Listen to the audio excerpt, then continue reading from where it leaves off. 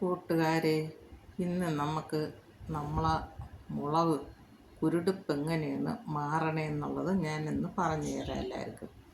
എൻ്റെ മുളകാണ് ഈ നട്ടേക്കുന്ന എരിയം മുളക്.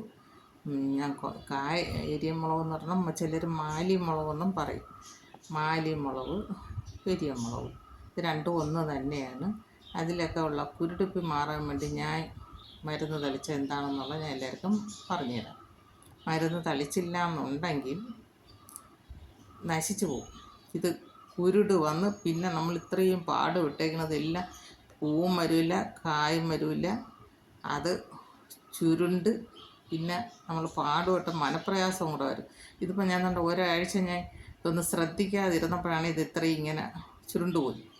അതിന് നമ്മൾ മരുന്ന് ശ്രദ്ധിച്ച് മരുന്ന് തളിച്ചില്ല എന്നുണ്ടെങ്കിൽ ഈ ചെടിയെ കുരുടിപ്പ് ബാധിച്ചുള്ളൂ. എന്തരാണ് അതിൽ ഉള്ളതെന്ന്. പക്ഷേ കീടങ്ങളൊന്നും അതിൽ കാണാനുമില്ല. പക്ഷേ ഇത് ഇലയൊക്കെ ചുരുണ്ട് പോകണം. പക്ഷെ കാൽസ്യത്തിൻ്റെ കുറവ് കൊണ്ടാണെന്നും അറിയാൻ പറ്റില്ല. നമ്മൾ ഈ കുമ്മായം അല്ലെങ്കിൽ കുമ്മായം തന്നെയാണ്. ഞാനാണെങ്കിൽ കുമ്മായത്തിന് പകരം ഞാൻ കക്ക നീട്ടി ചുണ്ണാമ്പ് ഈ ചന്തയിൽ കച്ചവടക്കാർ കൊണ്ട് വെച്ചേക്കും.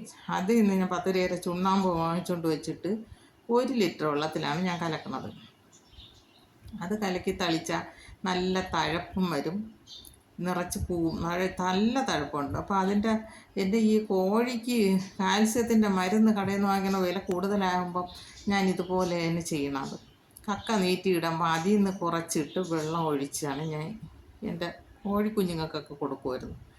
അതുപോലെയാണ് ഇതിപ്പം ഞാൻ 1 ലിറ്റർ വെള്ളത്തിൽ 1 സ്പൂണ് ചുണ്ണാമ്പിട്ട് കലക്കി വെച്ചേക്കാണ്. അതിൽ 1 സ്പൂണ് മഞ്ഞൾപ്പൊടി, കുറച്ച് കഞ്ഞിവെള്ളം കൂടെ ഞാൻ കഞ്ഞിവെള്ളത്തിൽ പുളിച്ച കഞ്ഞിവെള്ളമാണ് എല്ലാം കൂടെ ചേർത്ത് കലക്കി വെച്ചിട്ട് പിന്നെ അതിൽ 1 ലിറ്റർ വെള്ളം കൂടെ ചേർക്കും.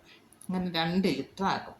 2 ലിറ്റർ ആക്കിയ ശേഷമാണ് അതിനെ തെളിച്ച് പിന്നെ തെളിഞ്ഞ് വന്ന ശേഷം അരിച്ചെടുക്കും.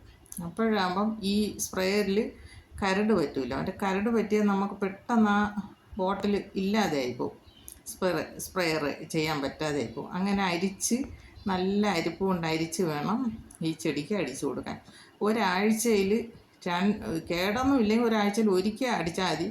ഈ ചുരുണ്ട് പോയ ഒരാഴ്ചയിൽ 2 പ്രാവശ്യം നമ്മൾ സ്പ്രേ ചെയ്ത് കൊടുക്കണം. അപ്പോൾ ആ കുരുടിപ്പ് പൂർണ്ണമായിട്ട് മാറി കിട്ടുകയും ചെയ്യും. ധാരാളം മുളക് കായ്ക്കുകയും ചെയ്യും. എല്ലാവരും ഇതൊന്ന് ശ്രദ്ധിച്ച് നോക്കണം. എൻ്റെ ഈ വീഡിയോ ഇഷ്ടമായെങ്കിൽ എല്ലാവരും ലൈക്ക് ചെയ്യണം, ഷെയർ ചെയ്യണം, സബ്സ്ക്രൈബ് ചെയ്യണം. ഇതുപോലെ ചെയ്ത് നോക്കണം. എല്ലാ വീട്ടമ്മമാരും അവരോട് ആവശ്യത്തിനുള്ള മുളക് നമുക്ക് സ്വന്തമായിട്ട് കൃഷി ചെയ്തെടുക്കാൻ പറ്റും. എല്ലാവരും ഇതൊന്ന് പരീക്ഷിച്ച് നോക്കണം. എല്ലാവരും ശ്രമിച്ച് നോക്കണം.